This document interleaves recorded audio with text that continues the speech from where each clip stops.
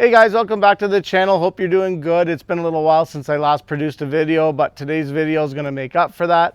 We're going to do an oil change here on Betty and replace the air filter. So we're going to go show you how to do an oil filter and oil change on Betty here. For those that don't know who Betty is, Betty's my 1976 Bricklin SV1.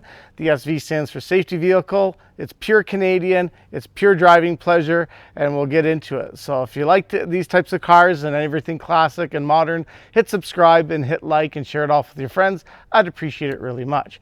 But guys, we're going to get into what type of oil I'm going to use and and how to do an oil change on Betty. There's been a lot of advancements in oil lately, and so it's really critical that you understand those changes and what oil your vehicle needs. So let's jump in the garage. I'll show you the oil and I'll show you a little bit of a graph to show you why I decided to use the oil that I'm doing. Okay everybody, now that we're in the garage, I printed out this basically this chart, and it's an API chart, and it goes to show you the generations of oil that was used in the past and all the ones that are being currently used. Now it started off as SA, we're currently as SN+.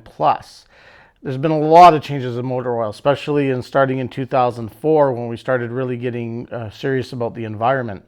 So I'm not sure if you can see this graph that well, but anyway, the Bricklin, because it was built in this generation from 71 to 79, it recommends SE oil. You'll also find that designation in your owner's manual and on the dipstick.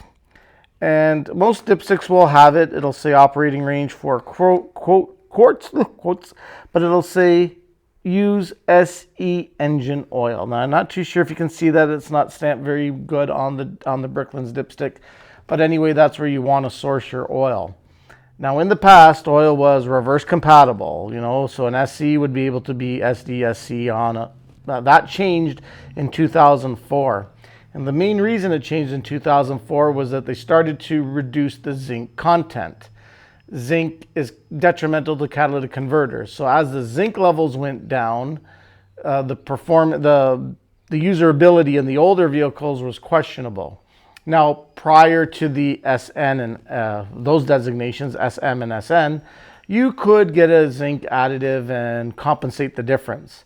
However, with the new engine oils, they're changing the detergents, and the zinc level is so low that even an additive is not compatible for you. So what can you do? Well, I looked at it, and this is basically where I'm going to go with my zinc. Is going to be getting a specific dedicated hot rod oil designed for the flat tappet engines that need the zinc content. Now, the Bricklin, unfortunately, mine is the first year, and subsequently most car manufacturers use catalytic converters back then. So the zinc isn't really compatible with catalytic converters. It's going to coat it and not give it as much performance. However, the trade-off is you'll have an engine that runs better and is designed with this flat tappet. So it was one of those issues that we had. Is it going to damage anything? No, it's just going to coat the catalytic converter and make it less effective. So I decided that's less of a problem than, putting some detergent in some motor oils that are not really compatible with this design. So it's the zinc that I'm looking for, not the preservation of the catalytic converter. So we're going to go ahead and do that oil change, and that's the oil that I'm going to use. I'm also going to use a factory Ford Motorcraft oil filter. I do like factory parts. I think that they do really good with the better than the Fram. Fram is a cheaper brand. I've seen a lot of debates, and of course any nickel and bolt you pick off a vehicle, there's going to be a heated debate. A lot of subjective opinions in this. I'm going to keep it to Motorcraft, keep the Ford vehicle all Ford. I'm also going to replace the air filter with a Ford factory air filter. Now, I don't drive this car a lot. It's just going to see cruise nights and nice weather. I don't drive it in the cold, the winter, or anything inclement weather.